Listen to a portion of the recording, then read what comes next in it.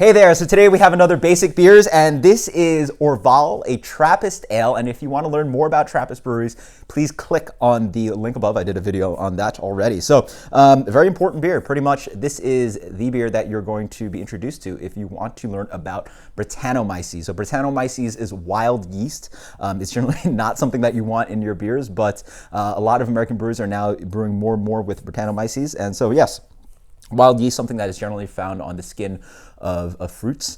And again, a lot of breweries are expanding into their wild programs. And the important thing to learn about Brettanomyces is that it's generally not your souring agent that leans towards the bacteria that you're going to be introducing into the beer.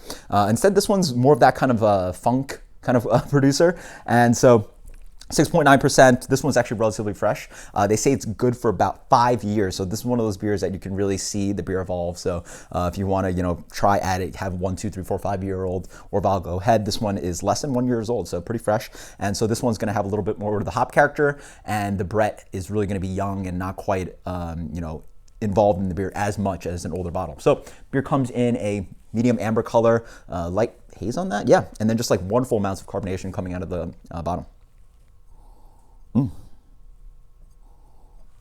There's this beautiful light tart quality, has a little bit of like crab apple, green apple kind of skin to it, just light, maybe even leaning towards a little bit of this kind of like pickly, cucumbery kind of thing. A little bit of like musty quality. It smells a little bit rustic, and some people call it like hay and barnyard. It smells absolutely fantastic. Cheers. Wow. That's awesome. It's been such a long time since I've had this beer, and boy, is it fantastic. There's so much going on. Oh yeah, wow.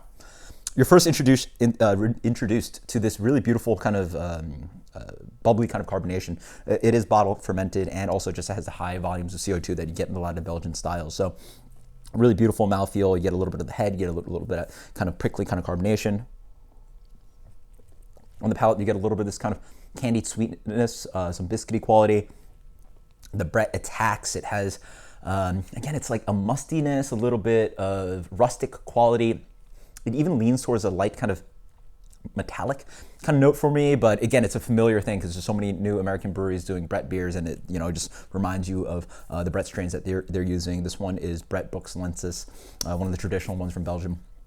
And then yeah, it's really nice and dry. There's a wonderful like hop bitterness on the finish, a little bit of earthy and floral and action on the back end. Yeah, it's a nice clean bitterness, and then it really is surprisingly dry at 6.9%, along with the candy sugar that they're adding. You might expect a little bit more kind of malt quality, but it really is not that sweet. Terribly refreshing. Yeah, there's a little bit of fruity quality, and the Brett quality is really nice. It's not dominating the beer. It really is a beautifully balanced beer.